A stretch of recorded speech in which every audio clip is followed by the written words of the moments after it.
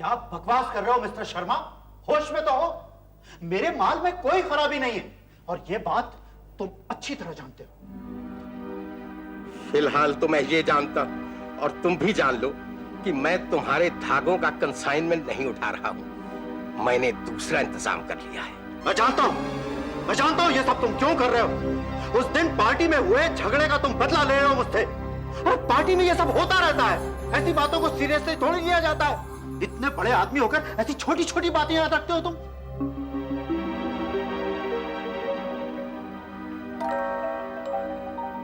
छोटी छोटी बातें याद रखता हूं, इसीलिए बड़ा आदमी हूं मिस्टर मल्होत्रा। भरी पार्टी में शराब पीकर तुमने बदतमीजी की। इसे अपने सबक पहले के समझ। तुम्हें अगर मेरा माल नहीं लेना था तो पहले बता देते। अब डिलीवरी से 2 दिन पहले तुम्हें मेरे नुकसान का अंदाजा है? नुकसान का अंदाजा लगाकर ही तो मना कर रहा हूं इंदर। शराब और बदतमीजी दोनों की आदत छूट जाएगी। तुम मुझे बर्बाद कर देना चाहते हो? नहीं छोड़ूंगा तुम्हें, नहीं छोड़ूंगा।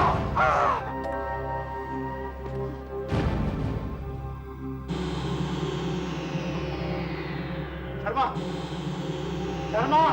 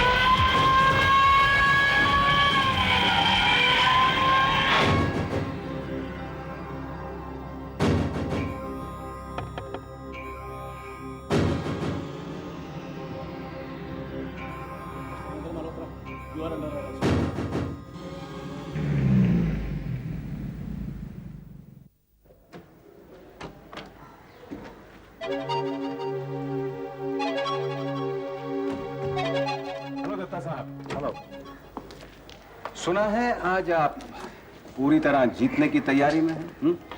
हारने की तैयारी तो वैसे भी मैं कभी नहीं करता मदान साहब। That's true. दरअसल ये जीतने की लत भी बहुत बुरी है। पड़ जाती है तो छूटती ही नहीं।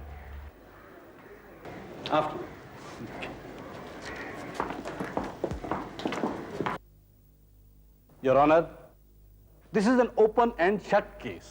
शक की कहीं कोई गुंजाइश ही नहीं। मिस वृंदा ने जो इस कत्ल की चश्मदीद गवाह हैं, अपनी आंखों से मिस्टर मल्होत्रा को मिस्टर शर्मा को धक्का देते देखा।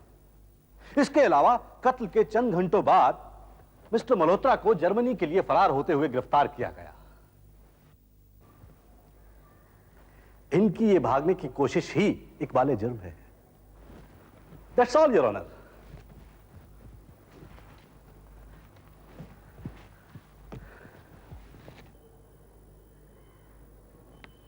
आगे की कार्रवाई कल तक के लिए मुलतवी की जाती है। The court is adjourned.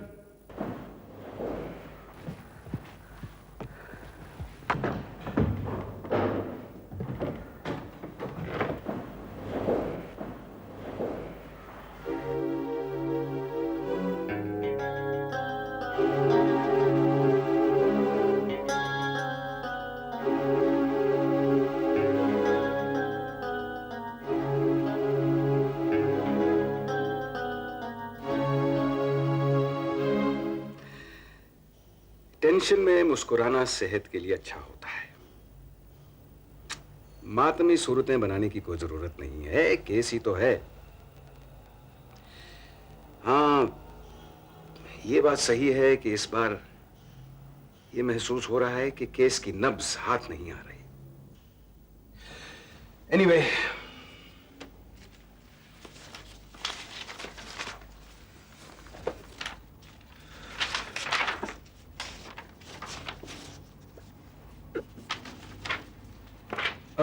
वो फोटोग्राफ जो डेवलप होने को दी थी वो आई? जी डैडी।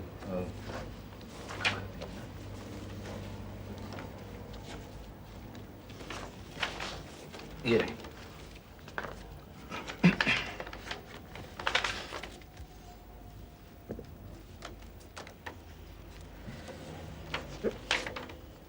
और हाँ, ये चालान जैसा आपने कहा था।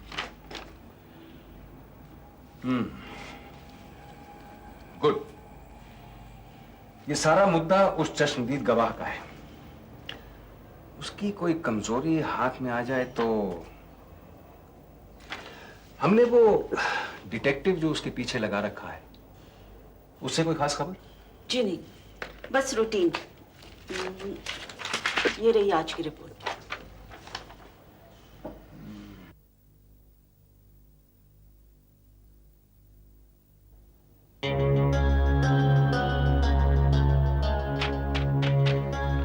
ये इस दुकान में क्या करने गई थी?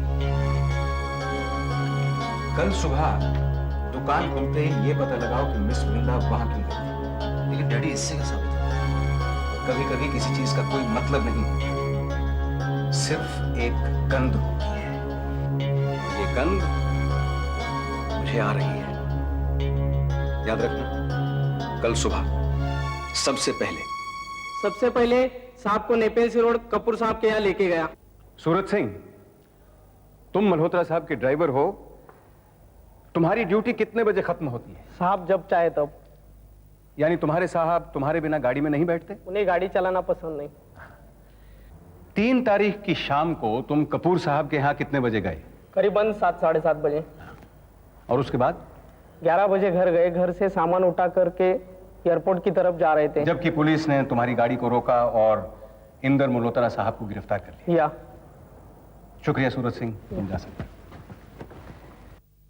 योर ऑनर, विद्याधर शर्मा की मौत 3 तारीख की रात 10 और 10:30 के दरमियान हुई। उस वक्त मिस्टर मल्होत्रा एक नहीं 21 लोगों के साथ मिस्टर कपूर की पार्टी पर मौजूद थे, जिसका सबूत उस पार्टी पर ली गई ये तस्वीरें हैं, जिन्हें मैं डिफेंस एग्जिबिट नंबर 1 की हैसियत से पेश करना चाहता हूं। प्रोसिक्यूशन के पास एक चश्मदीद गवाह है, डिफेंस के पास 21। पुलिस का बयान है कि उन्होंने मिस्टर मल्होत्रा को देश से फरार होते हुए गिरफ्तार किया। इस बयान को मजाक कहना भी एक भद्दा मजाक होगा। मिस्टर मल्होत्रा एक बिजनेसमैन है। वो अपने एक बिजनेस के काम से जर्मनी जा रहे थे और उनका यह प्लान इस हादसे से 15 दिन पहले बन चुका था। यह है वो चालान जो ट्रैवल एजेंट ने उन्हें टिकट बुक कराने के एवज में दिया था। इसे मैं डिफेंस एग्जिबिट नंबर 2 की हैसियत से पेश करने की इजाजत चाहता हूं। चालान के बाद ट्रैवल एजेंट किस दिन टिकट बुक कराता है, इससे मेरे मुवक्किल का कोई वास्ता नहीं। Excuse me.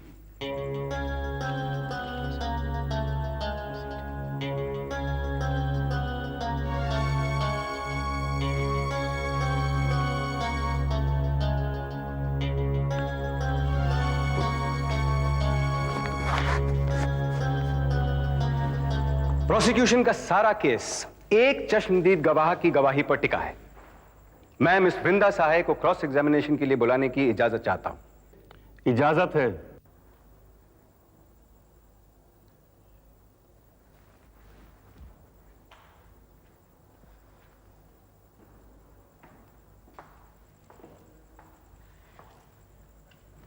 मिस वृंदा सहाय, आपका मरहूम विद्याधर शर्मा से क्या रिश्ता था?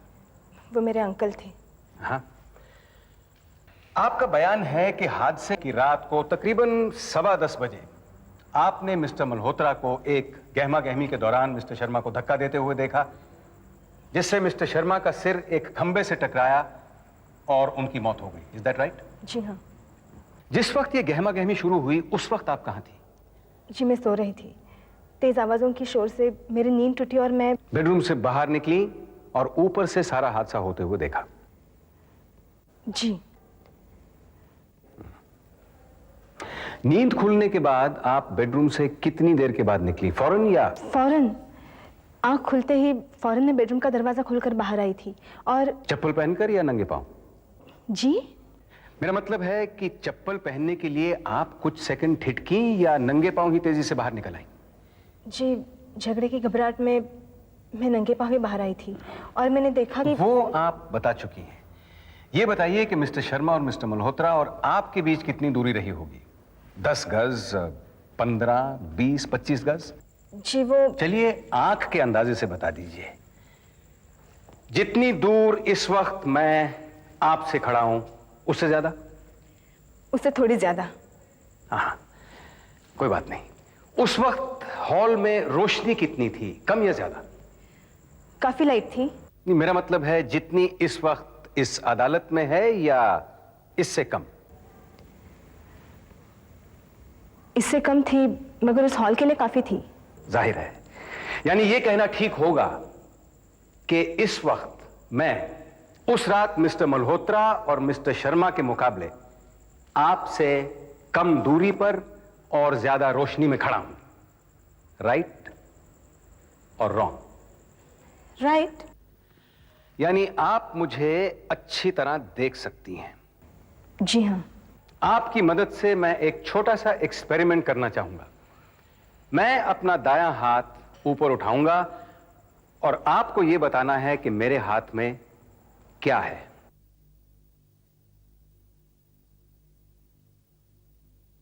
रेडी? जी।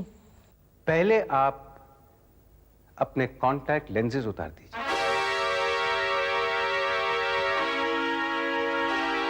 आपकी दूर की नजर बहुत खराब है, इसलिए आप नेशनल ऑप्टिशियन नाम की दुकान से कॉन्टैक्ट लेंसेज बनवाती हैं। आपका बयान है कि झगड़े की आवाज सुनकर आप नंगे पांव बाहर आ गई थी। यकीनन अगर चप्पल पहनने का वक्त नहीं रहा होगा तो लेंसेज लगाने का तो बिल्कुल ही नहीं रहा होगा, और जाहिर है कि लेंसेज पहनकर आप सोती तो नहीं। Objection milord. ऑब्जेक्शन? मेरे एक्सपेरिमेंट पर या गवाह की नजर पर? मिलॉर्ड, प्रोसिक्यूशन का यह केस इस गवाह की नजर पर टिका है और मैं उसे ही टेस्ट करना चाहता हूं। Objection overrule. Please.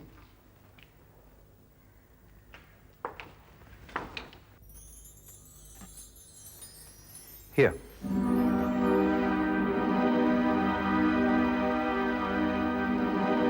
Thank you.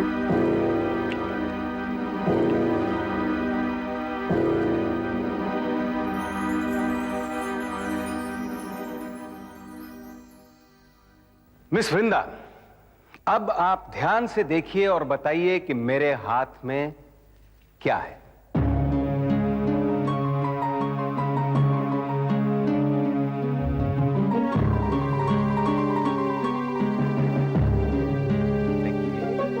देखिए, सिंपल सी बात है। इससे ज्यादा दूरी पर और कम रोशनी में आपने मिस्टर मल्होत्रा को पहचान लिया। अब बताइए मेरे हाथ में क्या है? किताब, पेंसिल, पेन या फिर कुछ और? सीधी सी बात है, बताइए मेरे हाथ में क्या है, उसका रंग क्या है, बस।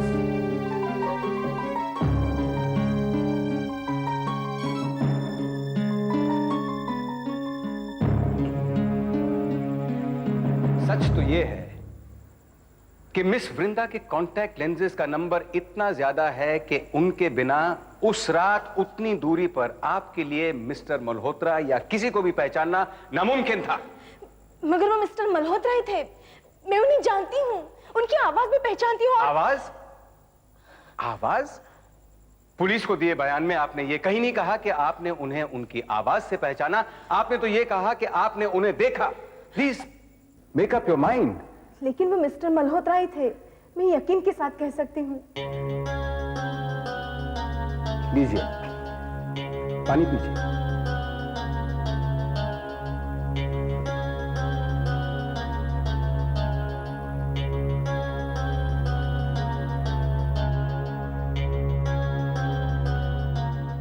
मैं भाई वाह, तुम्हारे पापा के दिमाग की फोटो उतार कर म्यूजियम में टांगनी चाहिए। कमाल के आदमी है, लेकिन आज तक हमें से मुलाकात नहीं हुई। लगता है जल्दी ही उनके दर्शन करने होंगे। तो प्रॉब्लम क्या है? आज शाम को ही घर आ जाओ। आज शाम नहीं मिस, आज तो खास आपके लिए एक छोटी सी पार्टी रखी है हमने अपने गरीब खाने में। लेकिन आज मना करने की कोई गुंजाइश नहीं। और फिर आपके सिवाय इस शहर में हमारा है कौन?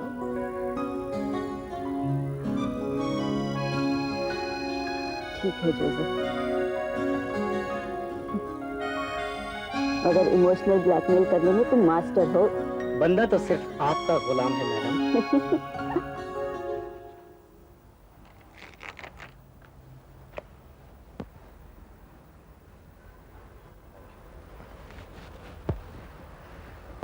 आपने तो हमें खरीद लिया मदान साहब। मैं तो बेल की भी उम्मीद नहीं कर रहा था और आप मुझे बेदाग छुड़ा लाए। अगर कानून को जुकाम हो जाए तो नजला सीधा इंसाफ पर गिरता है मल्होत्रा साहब, और इस केस में आपको सजा होना कोई इंसाफ नहीं होता। अच्छा हुआ उस हादसे के फौरन बाद मैंने आपको फोन कर लिया और आपने कुछ दोस्त इकट्ठे करके फोटो खिंचवाने और बैक डेट में चालान बनवाने का मशवरा दे दिया। वरना मेरा दिमाग तो काम करना बंद कर चुका था। टेंशन के वक्त दिमाग का टेम्परेचर डाउन रखना कामयाबी की पहली जरूरत होती है। Never panic. अब क्या बताऊं मदान साहब। Anyway, thank you again. Thank you very much. Don't mention it. Hello mister Malhotra. Hello Smita ji, कहाँ जाने की तैयारी भाई? यूं ही एक फ्रेंड की पार्टी है। जाओ बेटा, enjoy yourself. Okay, bye everybody. Bye bye. Thank you. Thank you बेटा। Well, cheers. चीयर्स। चीयर्स।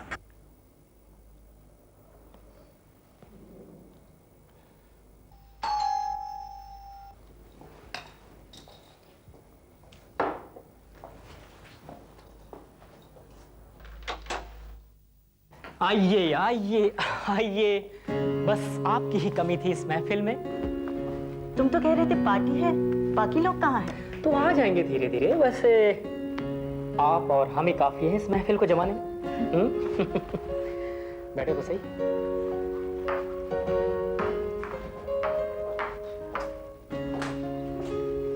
एक मिनट।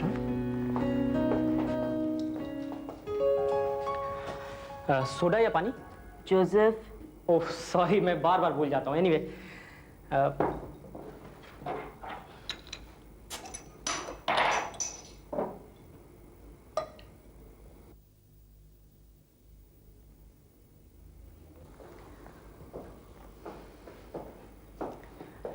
ये रही आपकी सॉफ्ट ड्रिंक।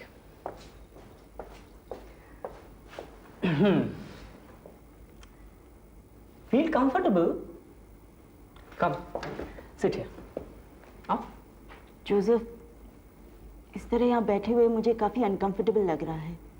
हम लोग बाहर कहीं होते तो कोई बात नहीं थी, पर बाकी लोग कब तक आ जाएंगे? कमाल करती हो तुम भी।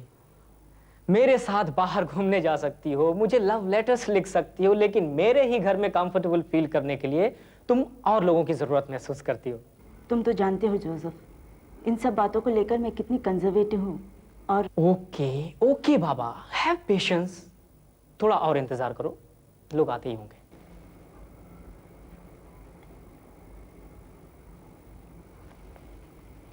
मुझे लगता है अब तुम्हें पापा से मिल ही लेना चाहिए। दरअसल मैं ये क्या हो रहा है? मेरा सिर घूम रहा है। रिलैक्स, तुम्हें आराम की जरूरत है। आजकल कुछ ज्यादा ही काम करने लगी हो।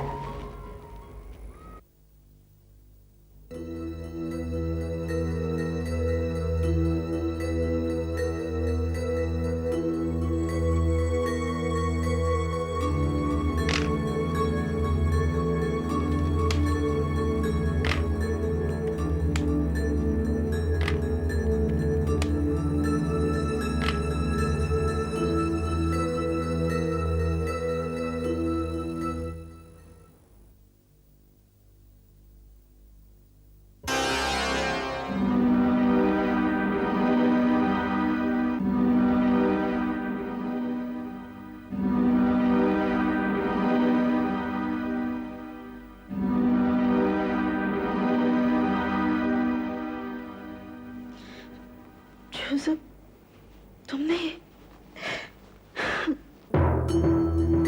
कम ऑन डार्लिंग, मौके का फायदा उठाने वाले को ही तो समझदार कहते हैं। तुम्हारे लव लेटर्स, कुछ खूबसूरत तस्वीरें, अब मजा आएगा तुम्हारे पापा के दर्शन का। No Joseph, no. ये स्वीट हार्ट, ये सुना है बड़े लोगों की इज्जत काफी कीमती होती है, अक्सर दाम अच्छे मिल जाते हैं।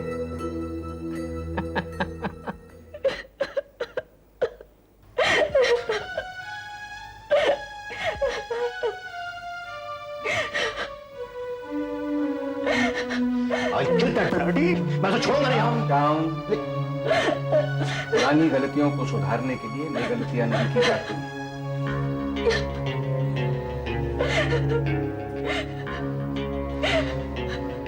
जो हो गया सो हो गया। हर गलती की कुछ कीमत तो चुकानी ही पड़ती है। सौदा करते हैं इस आदमी से, बस स्कैंडल नहीं खड़ा होना चाहिए।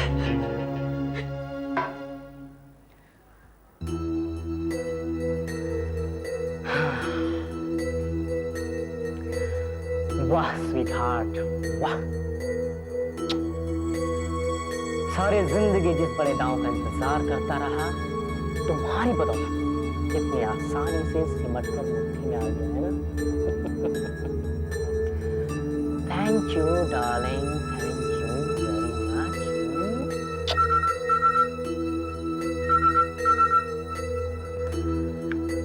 Hello,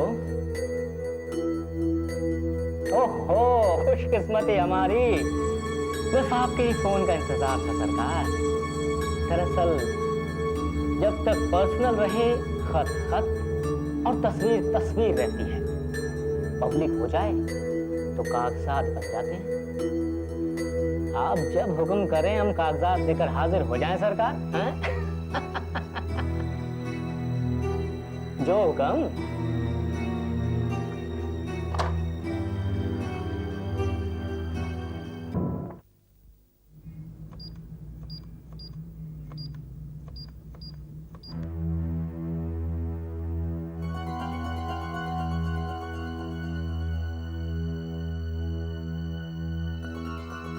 hello, police headquarters.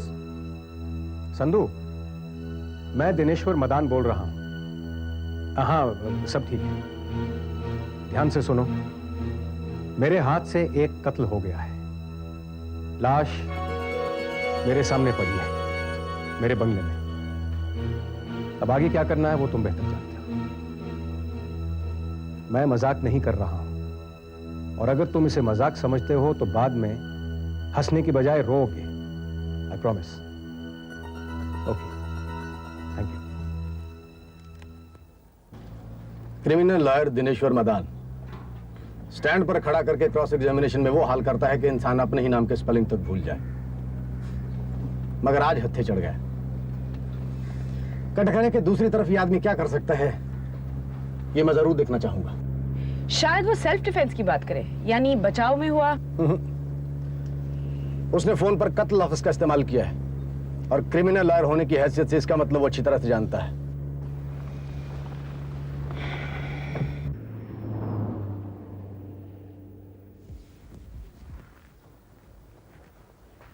हाँ, आइए आइए इंस्पेक्टर शिंदे जी, आप हैं इंस्पेक्टर चौधरी। इंस्पेक्टर श्वेता चौधरी। क्या बात है, अब कुछ ज्यादा ही हैरान लग रहा है? नहीं, वो आई एम सॉरी, मैंने सोचा था कि कोई बात नहीं, इतने बरसों में तो आदत हो गई है।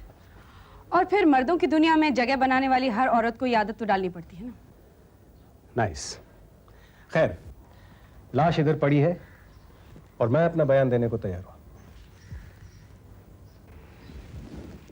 हमें मुर्दाघर की गाड़ी और टेक्निकल टीम दोनों की जरूरत पड़ेगी। आप वो फोन इस्तेमाल कर सकते हैं, मुझे कोई ऑब्जेक्शन नहीं।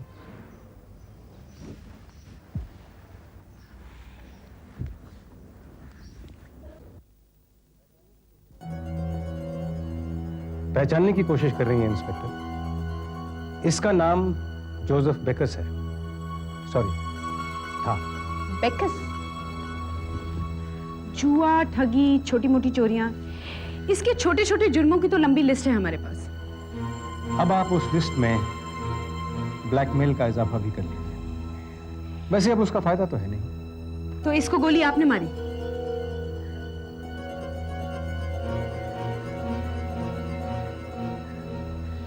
इस पिस्तौल से, और इसका लाइसेंस है मेरे पास। माउंट वैन और टेक्निकल टीम दोनों निकल चुके हैं मैडम। एसीपी ने शायद सोचा होगा कि मैं मजाक कर रहा हूं, इसलिए टेक्निकल टीम आप लोगों के साथ नहीं भेजी। इस केस में आप सेल्फ डिफेंस या बचाव का रास्ता भी नहीं अपना सकते मिस्टर मदान, क्योंकि जोसेफ के सिर में पीछे से गोली लगी है, शायद तब जब वो दरवाजे की ओर बढ़ रहा था। वेरी गुड इंस्पेक्टर, आपने बिल्कुल ठीक कहा, लेकिन मैं सेल्फ डिफेंस की बात सोच ही नहीं रहा। ठीक है,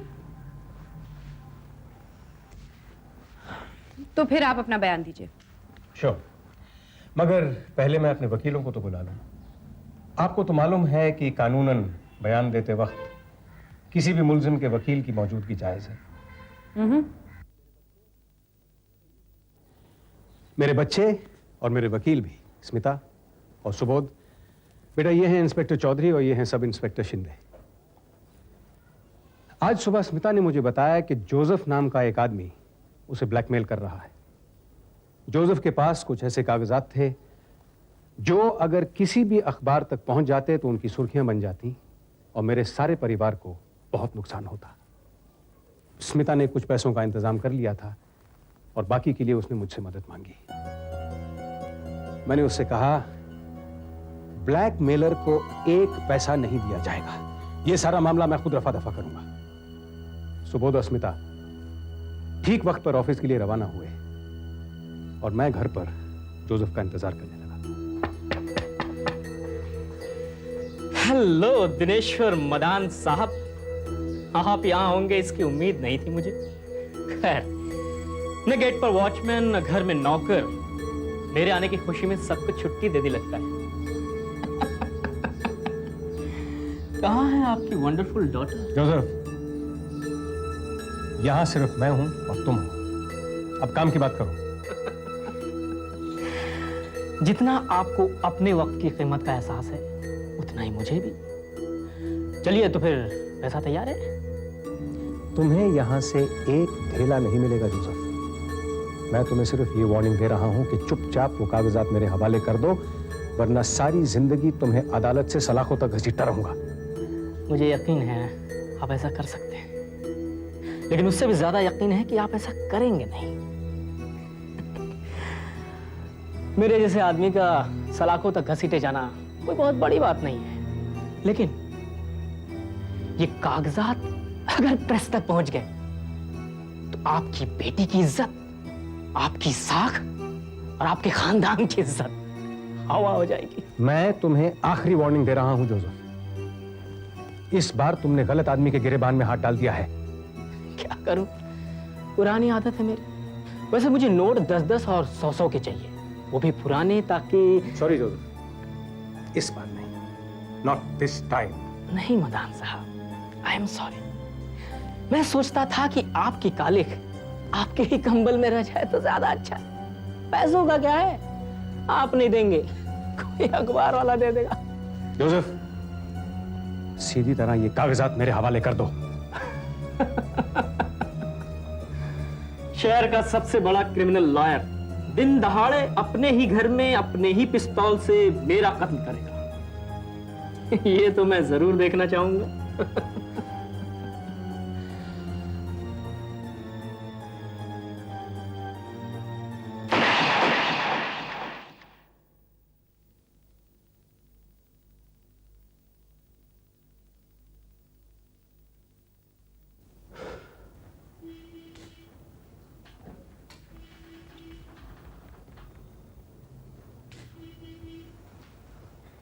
और वो कागजात जिनके लिए आपने यह कत्ल किया?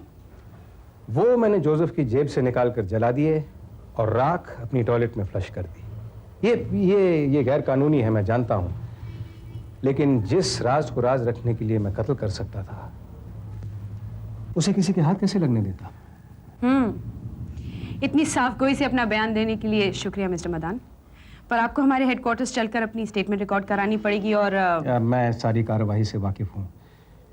आई एम रेडी। आप मेरे वकीलों से इजाजत ले लीजिए।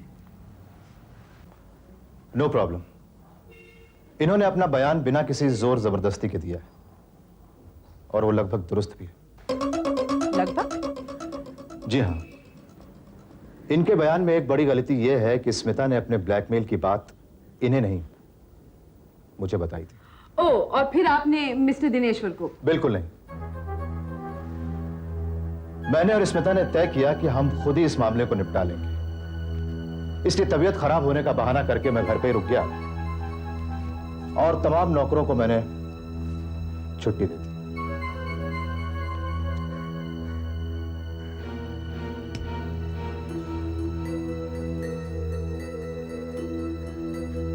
तो आप ही हैं मिस्टर जोसेफ?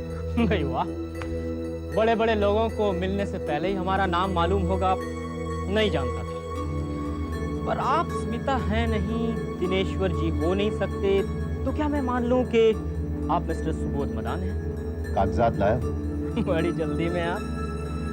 खैर, सारा मसला कागजात का ही तो है। मैं नोटों की शक्ल में कुछ कागजात आपसे लूंगा और आपकी इज्जत की शक्ल में कुछ कागजात आपको दूंगा। मैं वो कागजात देखना चाहूंगा। और मैं पैसे? Come on.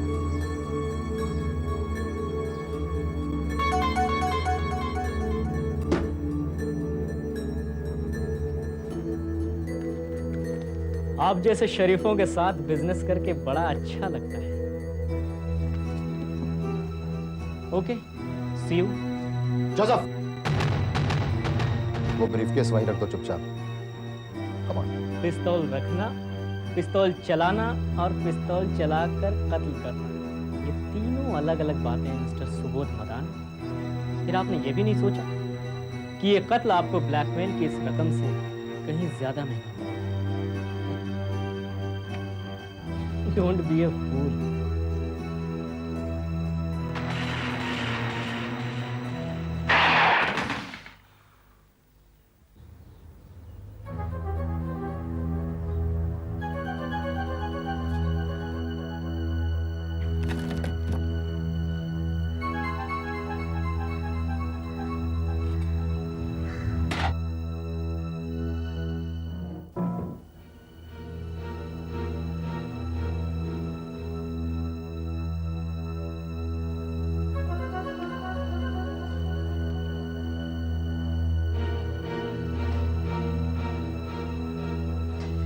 ये मुझे बचाने के लिए झूठ बोल रहा है इंस्पेक्टर। आप किस पर विश्वास करेंगी? इसका जवाब मैं आपकी बेटी स्मिता से पूछना चाहूंगी। क्यों, तुमने ब्लैकमेल के बारे में किसे बताया, अपने भाई को या अपने पिता को? आज तुम्हारे साथ ऑफिस कौन गया था? मैंने किसी को ब्लैकमेल के बारे में नहीं बताया। आज सिर्फ मैं घर पर थी। पापा और भैया ऑफिस जा चुके थे। मैं खराब तबीयत का बहाना बनाकर रुक गई थी। जोसेफ 2:45 बजे आया। हम दोनों मेरे बेडरूम में बैठे थे। मैंने लाख मिन्नतें की पर वो नहीं माना। ये सब तुम्हें बहुत पहले ही सोचना चाहिए था। अब बहुत देर हो चुकी है। मैं सोचती थी तुम मेरे दोस्त हो जोसेफ। दोस्त हूँ, इसीलिए तो तुम्हारे पास आया हूँ। वरना इन कागजात की कीमत देने वाले शहर में बहुत है, तुम जानते हो। क्या गारंटी है कि ये वही कागजात हैं? देखो, बेईमानी के धंधे में ईमानदारी की और ज्यादा जरूरत होती है, वरना इंसान एक दिन नहीं टिक पाता। तुम खुद तसल्ली करो।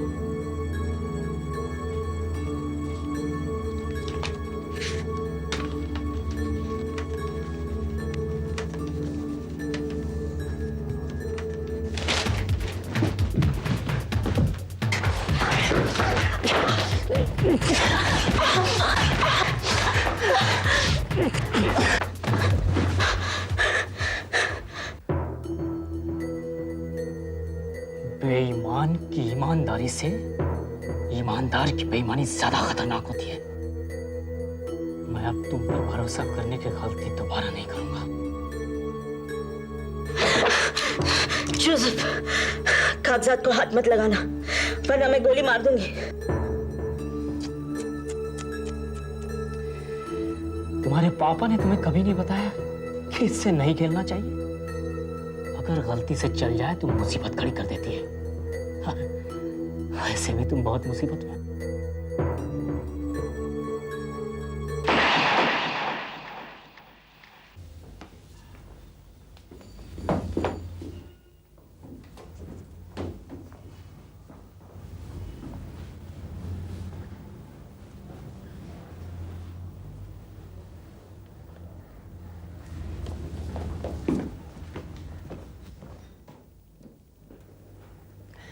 बेवकूफ़ी कर रहे हैं दोनों। मैंने बहुत समझाया कि बेकार में मुझे बचाने की कोशिश मत करो, मगर आजकल के बच्चे बुजुर्गों की सुनते कहाँ हैं। आप तीनों में से किसी एक ने कत्ल किया,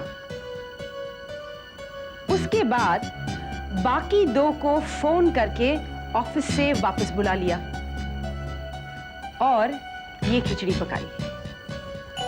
बिल्कुल दुरुस्त। आपके पास दो लोगों के इकबालिया बयान एक्स्ट्रा है। गड़बड़ होगी ना इंस्पेक्टर? जब आप अदालत में यही साबित नहीं कर पाएंगे कि तीनों में से कत्ल किसने किया, तो सजा किसे दिलवाएंगे? सजा तो कातिल को ही मिलेगी मिस्टर दिनेश्वर, और आप महसूस करेंगे कि इन झूठे बयानात से आपने हमारा और अपना वक्त जाया किया। सिर्फ 2 बयान झूठे, एक तो सच्चा है। ठीक है, तो हम ये मानकर चलते हैं कि आप तीनों ने कत्ल करने से इनकार कर दिया। अक्सर केसेस इसी तरह सुलझाए जाते हैं। बिल्कुल बिल्कुल, मुझे आप लोगों की काबिलियत पर कोई शक नहीं है, मगर मुझे नहीं लगता कि आपको कोई ठोस सबूत मिलने वाला है। अब उंगलियों के निशान ही ले लीजिए। दरअसल आप लोगों के आने से पहले घबराहट में टहलते हुए हम लोगों के हाथ दरवाजों, कैबिनेट वगैरह पर लगे होंगे, तो आपको चारों तरफ तीनों के प्रिंट मिलेंगे।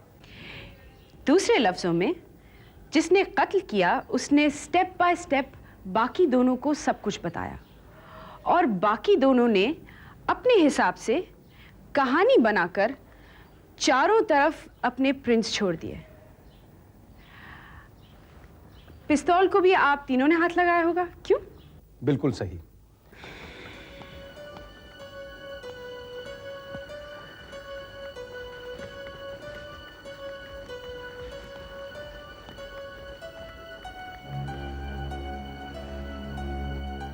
Problem inspector?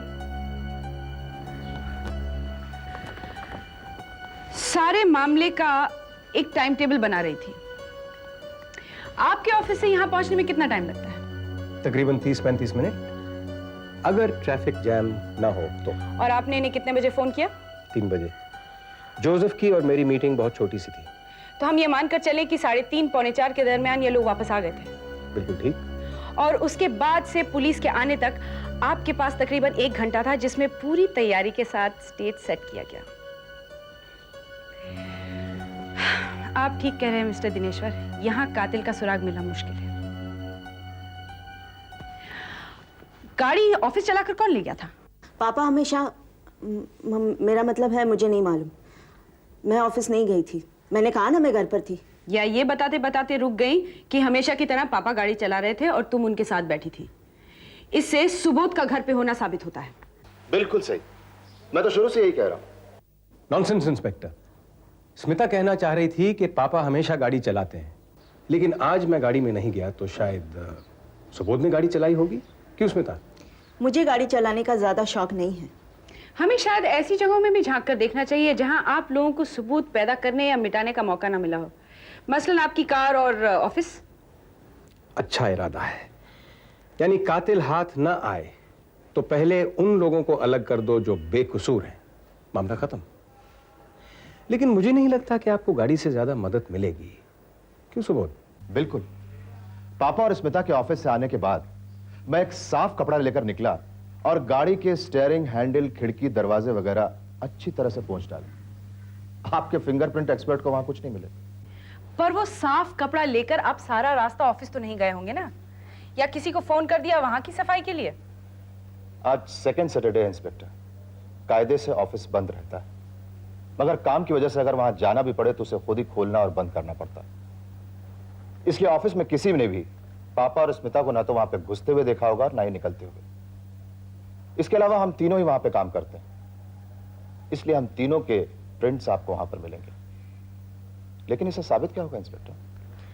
आपके घर के मुलाजिमों को छुट्टी दी जा सकती है, आपका ऑफिस भी खाली हो सकता है, मगर सड़कें तो खाली नहीं थी।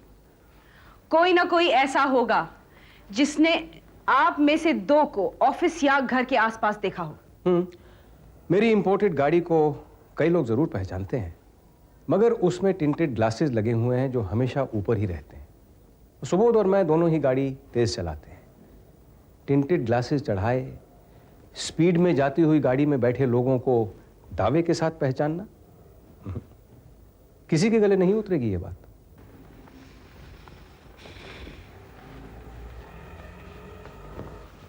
ये क्या है? विस्की घर में खत्म हो गई थी, आज दोपहर ही पूरे केस की डिलीवरी आई है। कितने बजे? 2 बजे। 2 बजे। 2 बजे। तो किसी एक ने इस विस्की केस की डिलीवरी ली तो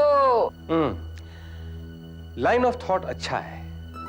डिलीवरी देने वाला यकीनन ये तो बता सकता है घर में कौन था, सिवाय एक छोटी सी प्रॉब्लम के। दोपहर में घर आने वाले हर इंसान को यह हिदायत है कि वो घंटी नहीं बजाएगा। इस तरह की डिलीवरी किचन के पिछले दरवाजे की सीढ़ियों पर छोड़ दी जाती है। और हिसाब किताब तो खैर बाद में होता ही रहता है। जाहिर है डिलीवरी वाला भी कुछ नहीं बता पाएगा।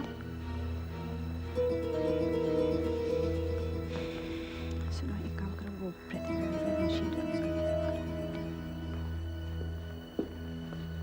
बात कुछ बन नहीं रही ना इंस्पेक्टर? फिक्र ना करें, आप ही की तरह बिगड़ी बात बनाने के पैसे मिलते हैं हमें। Very good. तो इसके लिए क्या करना चाहेंगी आप? मैं सोच रही हूं कि इस तरह किसी के हाथों कत्ल हो जाए और उसे आधे घंटे तक लाश के साथ अपने परिवार वालों के आने का इंतजार करना पड़े तो वो क्या करेगा? एक आध पैक शराब पी लेगा। क्यों मिस्टर दिनेश्वर? बात में दम है, लेकिन आप देख रही हैं कि घर में शराब खत्म थी और ताजा आया केस अभी तक सील बंद है। वैसे मैं आपकी जानकारी के लिए आपको बता दूं कि सुबोध और मैं शराब पीते हैं, स्मिता शराब नहीं पीती। लेकिन इससे आपको क्या मदद मिलेगी मैं नहीं जानता। मदद की उम्मीद मैं इस मशीन से कर रही हूं। ये एक ब्रेथ एनालाइजर है। इसमें यहां पर फूंकने से यह पता चलता है कि फूंकने वाले ने शराब पी है या नहीं। मैं इस छोटे से एक्सपेरिमेंट में आप लोगों की मदद चाहूंगी। शौक से। अब मैंने इस मशीन के बारे में सुना है, लेकिन इसे कभी देखा नहीं। मैं आए?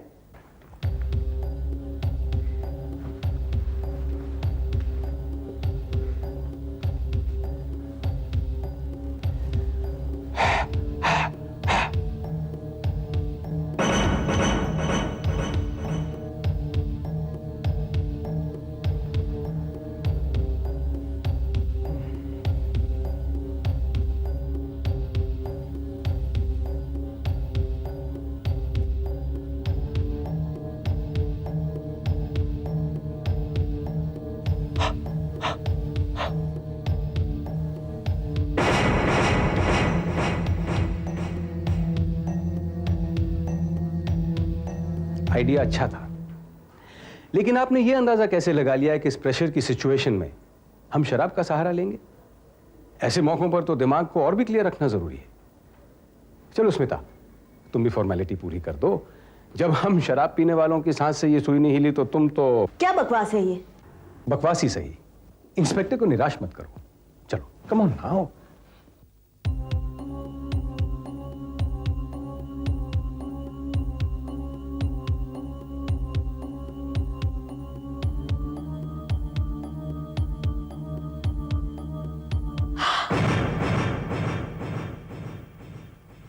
Alcohol 60 ml। What nonsense! Smita तो शराब नहीं पीती, यही ना? लेकिन अगर पहली बार हाथ से कत्ल हो जाए तो पहली बार शराब पी लेना कोई बड़ी बात नहीं। लेकिन इससे क्या साबित होता है? शराब तो बाहर पीकर भी आ सकती है। मुझे मालूम था आप यही कहेंगे, मगर पहली बार मेरी नजरों ने कुछ ऐसा पकड़ा जो शायद आपकी नजरों से नहीं गुजरा था। आपके इस केस की सील टूटी हुई है। केस की डिलीवरी 2 बजे हुई, कत्ल 2:45 और 3 के दरमियान, यानी 3 और 3:30 के बीच सील टूटी।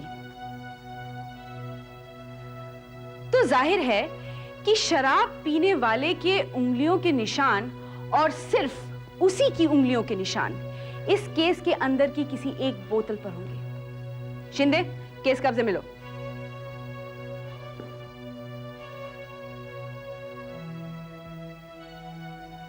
स्मिता ने आपको सब कुछ बताया, मगर डर और शर्म के मारे ये नहीं बता पाई कि उसने थोड़ी सी शराब पी है, वरना आप उसका भी इंतजाम कर लेते।